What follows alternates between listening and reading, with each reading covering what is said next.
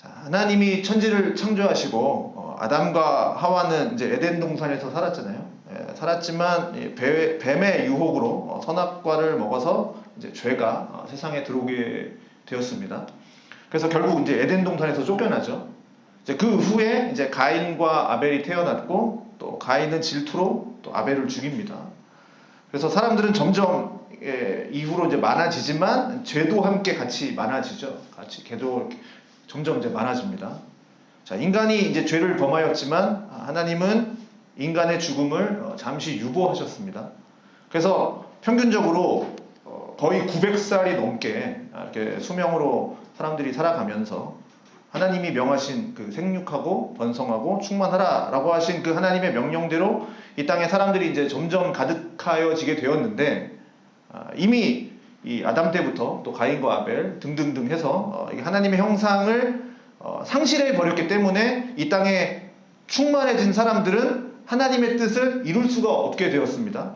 오히려 사람이 점점 많아지면서 이 하나님의 뜻을 파괴하는 그런 죄악으로 가득한 세상을 만들어가고 있었죠.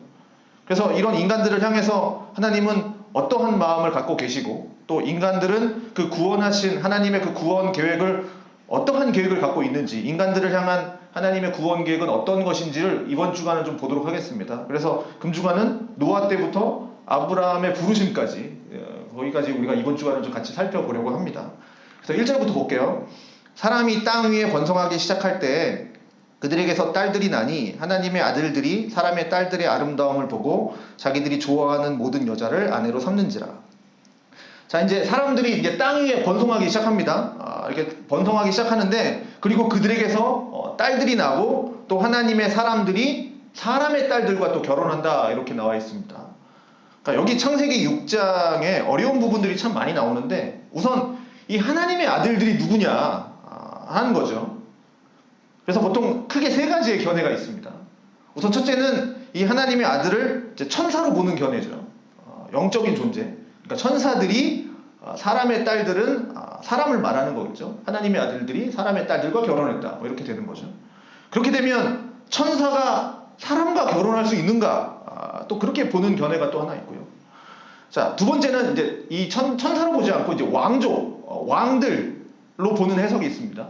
그래서 보통 엘로힘이라고 얘기하면 하나님이라는 때 표현도 쓰지만 보통은 이렇게 뭐 사람, 재판하는 사람, 왕으로도 쓰이기도 하니까, 그렇게 보면 사람의 딸들은 누굽니까? 왕들이 지배하는 이렇게 지배 백성들이 되겠죠. 딸들, 이렇게 되겠습니다. 그 다음에 또 하나는 앞에서 나왔던 이거 노아 전에 보면 아담의 계보 중에 이제 셋의 자손이 있지 않습니까? 그들을 하나님의 아들로 보는 견해입니다. 그러니까 아담의 계보에서 나오는. 그렇게 되면 사람의 딸은 누굽니까? 아벨이 죽고 난 뒤에 셋이니까 가인의 자손들이겠죠. 가인의 자손들이 되는 거죠. 이렇게 크게 세 가지로 우리가 보통 하나님의 아들들을 보는 견해가 있는데, 천사가 내려와서 막 사람과 결혼하고 이것은 좀 맞지 않는 말이죠. 맞지 않는 말이고요. 왕족이라든지 아니면 셋의 후손이라든지 그런 아마 사람일 겁니다. 그래서 이 하나님이 누구냐, 뭐 사람의 딸이 누구냐, 그것을 집요하게 뭐 파고 들어가기보다는 이런 건 이제 신학자들이 하는 거고, 중요한 건 지금 이 말씀에서 하고자 하는 말이 뭐냐, 이제 저희는 그게 중요하겠죠. 그것을 보는 게 더 중요합니다. 그럼 뭐겠습니까? 어쨌든 남자가 여자와 결혼하는 겁니다. 그런데 중요한 포인트는 이거죠. 하나님의 아들들이 사람의 딸들의 아름다움을 보았다라는 겁니다. 근데 여기 아름다움이라고 번역된 말이 이제 토부라는 말입니다. 토부, 창세기에 참 많이 나와요. 그래서 창세기 1장의 토부는 뭐였습니까? 여호와 보시기에 좋았더라. 그래서 좋았다라는 것이 하나님 보실 때, 그러니까 하나님이 있으라 한 그 자리에 순종하여서 있는 거, 그게 좋은 거, 토부라고 얘기했죠. 근데 여기서 지금 말하는 토부, 선은 뭡니까? 이 사람들이 자기들이 좋아하는 토부인 거죠. 하나님이 좋아하는 토부가 아니라 자기들이 볼 때 아름다운 거, 그걸 얘기하는 겁니다. 그러니 이 지금 죄에 빠진 인간들도 자기 나름대로의 선은 갖고 있는 거예요. 자기가 생각하는 선, 내가 보기에 좋은 거, 내가 보기에 아름다운 거, 내가 보기에 예쁜 거, 내가 볼 때 참 매력적인 거, 그 아름다움을 보는 거예요. 그게 인간들이 볼 때 이제 토부라는 거죠. 그러면 사람의 딸들의 아름다움이 뭐겠습니까? 여기서 말하는 그 여자가 가지고 있는 매력이라든지 뭐 그런 거겠죠. 그러면서 자기들이 좋아하는 모든 여자들을 뭐예요? 아내로 삼았다 라고 해요. 그러니 내가 보기에 아름답고 내가 보기에 예쁘면 그게 누구든지 다 아내로 삼았다 이 얘기인 거죠. 그러니 여기서도 보면 결혼에 대한 관계가 완전 깨지죠. 하나님이 명하신 그 결혼에 대한 관계. 분명히 여기서 아마 일부 다처제도 여기서 나왔을 겁니다. 내가 보기에 좋은 여자들은 다 내 아내가 되는 거예요. 오로지 인간의 욕망으로 인해서 나타난 관계만 나타나는 겁니다. 그러니 3절에 여호와께서 이르시되 나의 영이 영원히 사람과 함께 하지 아니하리니 이는 그들의 육신이 됨이라. 그러나 그들의 날은 120년이 되리라 하시니라. 자, 3절도 참 어려운 구절이죠. 나의 영, 뭐 또 육신이 된다, 너 120년이다, 뭐 이런 것들이 구체적으로 뭘 말하는지는 잘 모르겠습니다. 성경에서 말하지 않으니까. 그렇지만 이런 내용으로 볼 수 있겠는데요. 하나님께서 사람의 영과 함께하지 않는다. 왜? 그들이 육신이 되었으니까. 사람의 영과 함께하지 않는다. 왜냐하면 육신이 되었으니까. 그런데 뭐 사람이 언제는 육신이 아니었습니까? 육신으로 창조되었는데. 그런데 여기서 말하는 육신은 그 바사르라는 히브리어인데 이거는 일반적으로 그냥 우리 몸, 그냥 몸, 육신을 가리키기도 하지만 눈에 보이는 육체. 그렇지만 성경에서의 이 육신을 말할 때 우리가 알지 않습니까? 보통 대부분의 경우는 뭡니까? 영적인 것과 대조되는 육체. 그렇게 보통 표현을 많이 하잖아요. 그래서 성령 안에서 거하는 게 아니라 성령을 떠난, 그러니까 죄의 지배를 받고 있는 육체. 그 육신의 정욕으로 가득 차서 자신의 욕망을 따라서 살아가는 거. 요걸 이제 육체, 육신이라고 보통 말을 하죠. 그러니 지금 뭡니까? 사람의 몸은 하나님의 형상에 고유한 자리가 있는 그 영혼과 함께 하나님의 형상을 이루면서 하나님의 존귀한 몸을 가지고 사는 건데 이게 죄에 빠져버리니까 그 존귀함을 다 잃어버린 거죠. 그래서 하찮은 존재가 되어버린 거죠. 육신이 되어버린 거죠. 그러니까 너는 흑이니 흑으로 들어갈지라. 여기서 흑이 뭡니까? 티끌이죠. 티끌. 그러니까 정말 하찮은 거. 정말 가장 하찮은 존재가 되어버린 겁니다. 육신이 되어버린 겁니다.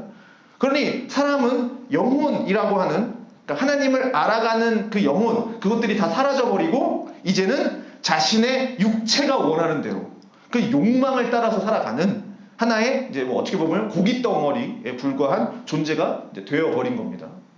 그러면서 이제 그들의 날이 이제 120년이라고 얘기하는데 이거는 이 말씀을 하실 때부터 시작해서 홍수가 날 때까지, 홍수의 심판을 하실 때까지 120년이다 라는 기간이 남았다.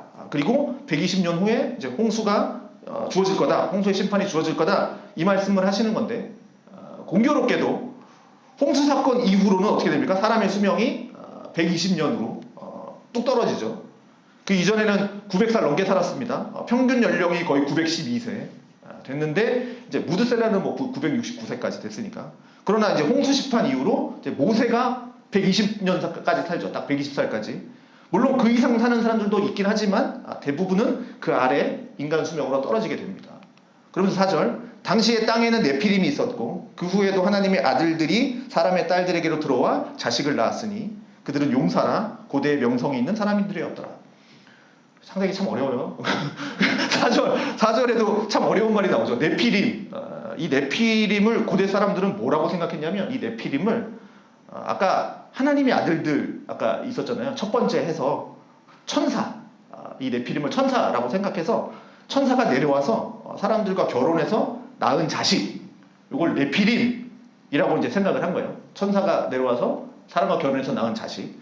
그러면 이 네피림은 뭡니까? 신인 거죠. 신. 그러니까 반신 반인 들어보셨죠?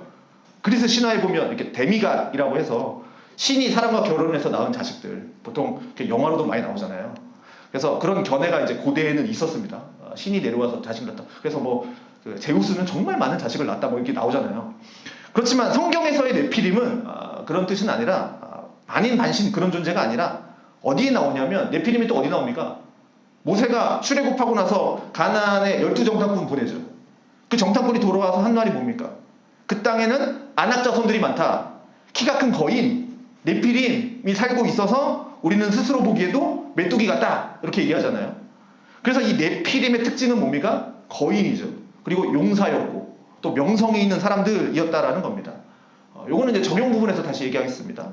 5절 여호와께서 사람의 죄악이 세상에 가득함과 그의 마음으로 생각하는 모든 계획이 항상 악한 뿐임을 보시고 땅 위에 사람 지으심을 한탄하사 마음에 근심하시고 이르시되 내가 창조한 사람들을 내가 지면에서 쓸어버리되 사람으로부터 가축과 기는 것과 공중의 새까지 그리하리니 이는 내가 그것들을 지었음을 한탄함이니라 하시니라. 자, 하나님이 사람 지으셨음을 지금 한탄하고 근심했다라는 말이 나와요. 그러면 이거는 한탄하다. 뭡니까? 한탄하다.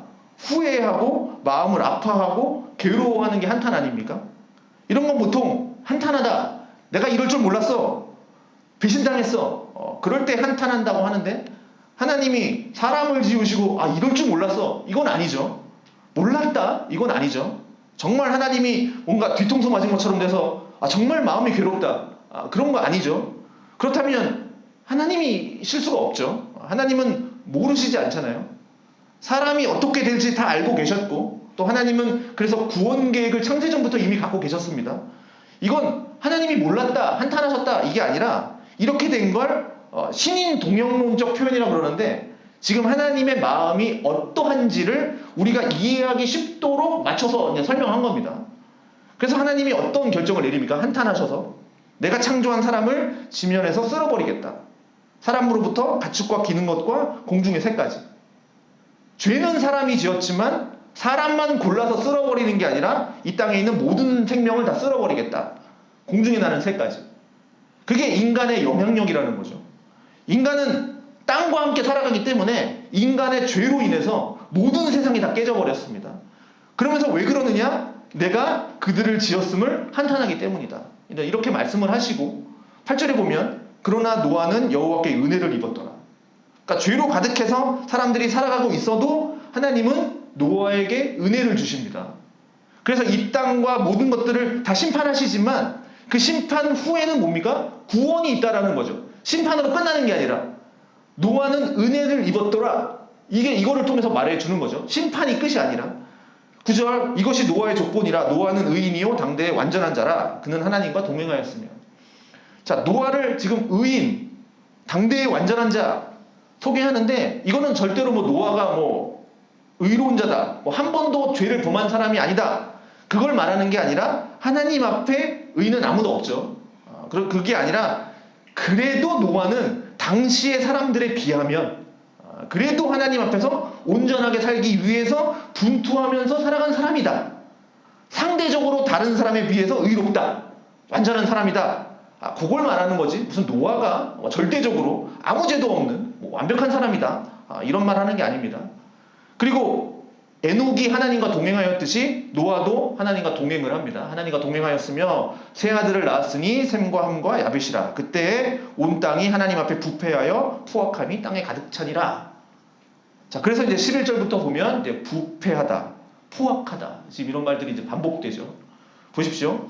하나님이 보신즉 땅이 부패하였으니 이는 땅에서 모든 혈육 있는 자와 행위가 부패하였더라. 하나님이 노아에게 이르시되 모든 혈육 있는 자의 포악함이 땅에 가득함으로 그 끝날이 내 앞에 이르렀으니 내가 그들을 땅과 함께 멸하리라. 부패함, 포악함, 가득한 이 포악함이 가득한 땅을 멸해버리겠다. 그러면서 노아에게 방주를 만들 것을 이제 명하십니다. 너는 고베르 나무로 너를 위하여 방주를 만들되 그 안에 칸들을 막고 역청을 그 안에 칠하라. 내가 만들 방주는 이러하니 그 길이는 300규빗, 너비는 50규빗, 높이는 30규빗이라. 거기에 창을 내되 위에서부터 한 규빗에 내고 그 문은 옆으로 내고 상중과 3층으로 할지니라. 내가 홍수를 땅에 일으켜 무릇 생명의 기운이 있는 모든 육체를 천하에서 멸절하리니 땅에 있는 것들이 다 죽으리라. 그러나 너와는 내 언약을 세우리니 너는 내 아들들과 내 아내와 내 며느리들과 함께 그 방주로 들어가고 혈육 있는 모든 생물을 너는 각기 암수 한 쌍씩 방주로 이끌어들여 너와 함께 생명을 보존하게 하되 새가 그 종류대로 가축이 그 종류대로 땅에 기는 모든 것이 그 종류대로 각기 둘씩 내게로 나아오리니 그 생명을 보존하게 하라. 너는 먹을 모든 양식을 내게로 가져다가 저축하라. 이것이 너와 그들의 먹을 것이 되리라. 자, 홍수를 땅에 일으켜 모든 육체를 멸할 거다. 땅에 있는 것들이 다 죽으리라. 심판을 예고하시는데 하나님은 지금 노아와 언약을 맺으십니다. 그러면서 또 반복되는 게 아까는 멸절하되 이렇게 막 나오잖아요. 근데 지금은 생명을 보존하되 보존하게 하라. 이제 이거예요.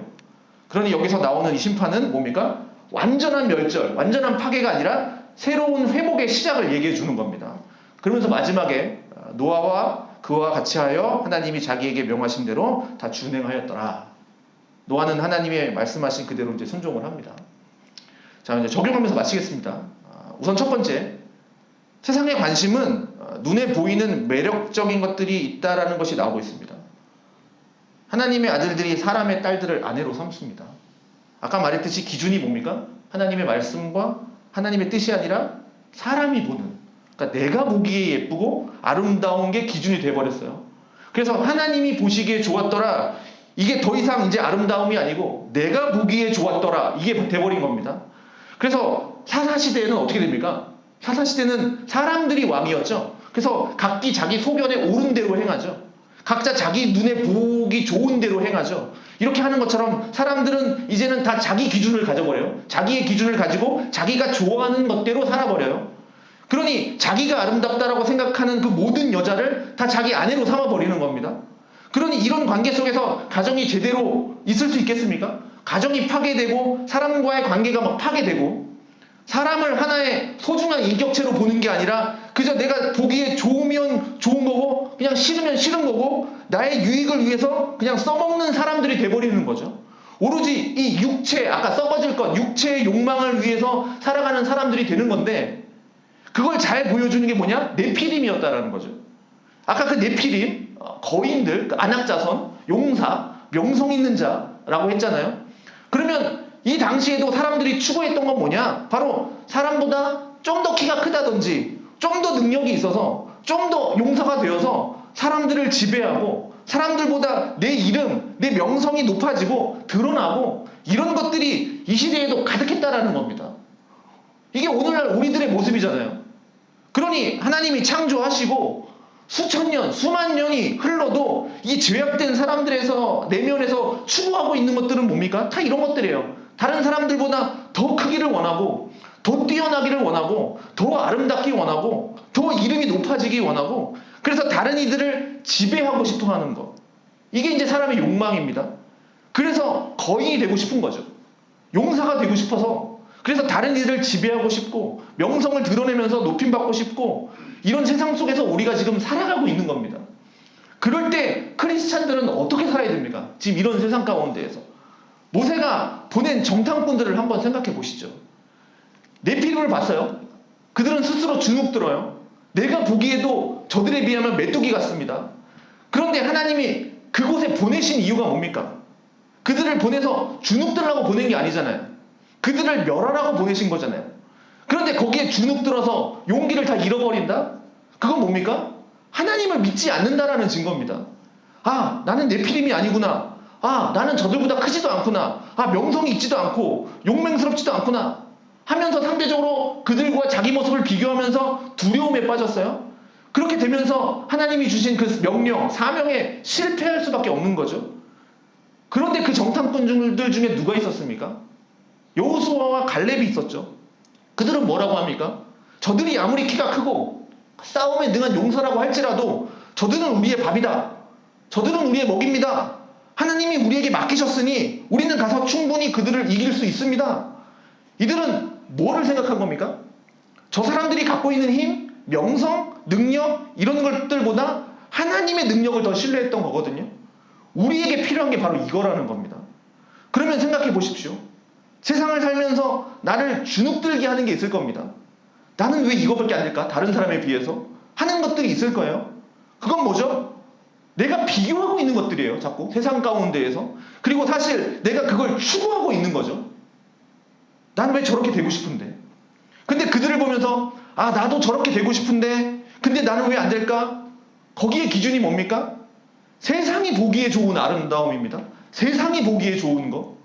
그래서 나도 그 기준에 맞춰서 나도 네피림이 되고 싶고 나도 용사 되고 싶고 나도 명성이 높아지고 싶은 거예요. 내 능력이 안 되지만 그래도 내 능력이 되는 부분에 있어서는 여기 나오는 자기가 좋아 보이면 모든 여자를 아내로 삼듯이 내 능력 안에 있는 것들 그것들은 또 내 걸로 다 취하고 싶은 겁니다. 이게 우리들이 지금 이 땅에서 사는 모습이니 이거를 버려야 돼요. 그럼 내 기준은 뭡니까? 내 선은 뭡니까? 내가 보기에 좋다, 아름답다, 예쁘다.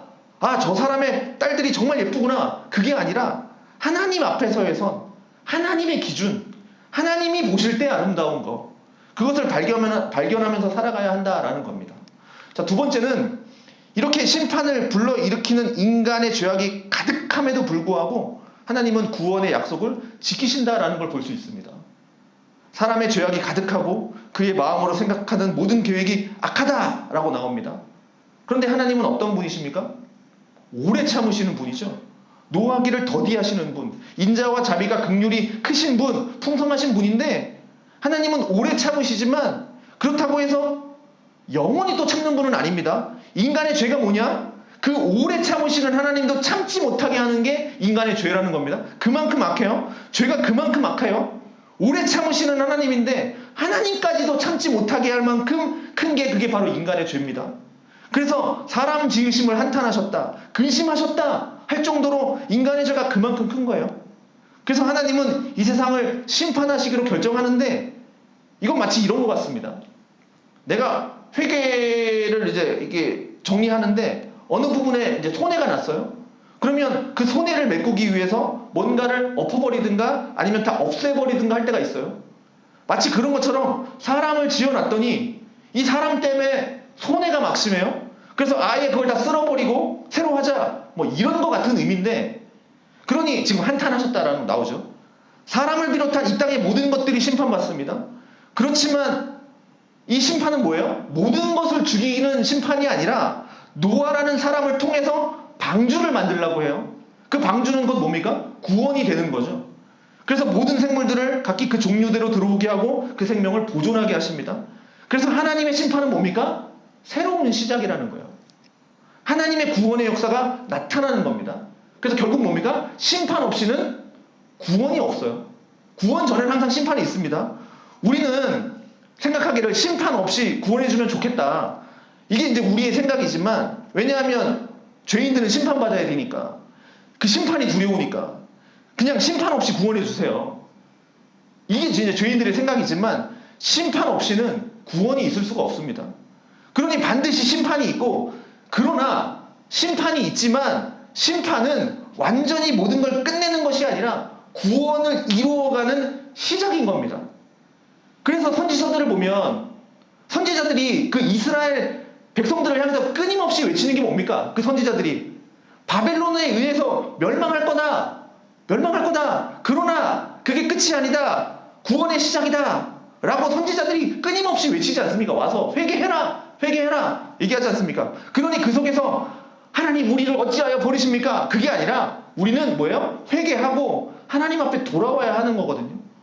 그래서 이 구원을 위해서 하나님이 노아를 부르셨고 노아에게 은혜를 주셨습니다. 노아는 하나님의 은혜를 입은 자예요. 노아와 동행해 주셨어요. 그러면 이 시대의 노아는 누굽니까? 바로 우리들이라는 거예요. 우리 크리스찬들, 하나님께 은혜를 입은 사람들이라는 겁니다. 그렇기 때문에 우리는 어떤 사람들이 되어야 하냐? 의인, 당대의 완전한 자. 이건 우리 스스로 뭐 달성할 수 있는 목표도 아니죠. 내 힘으로 할 수 있는 일도 아니지만 우리는 뭐예요? 예수 그리스도를 믿음으로 의롭다함을 받은 사람입니다. 그럼 이 땅에서 살아갈 때 어떤 사람으로 살아야 됩니까? 완전한 자로 살아가야 하죠. 하나님의 은혜를 입은 자이기 때문에. 그래서 세상의 사람들과는 다르게 살아야 하는 거예요.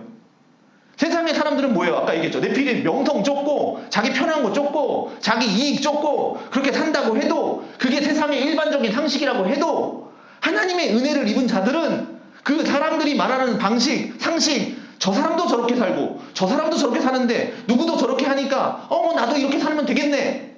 그게 아니라 하나님이 기뻐하시는 뜻대로 살아야 되는 겁니다. 그러면 사람들이 얘기하겠죠. 왜 저 사람은 저렇게 사나? 왜 저러고 있지? 싫어합니다.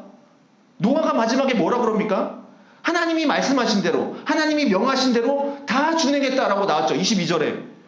짧은 문장 하나지만 이것은 그 당시 사람들에게 엄청난 조롱과 핍박을 받았을 겁니다. 노아 방주 몇 년 졌어요? 120년 졌어요? 120년 동안 아마 핍박 당했을 겁니다.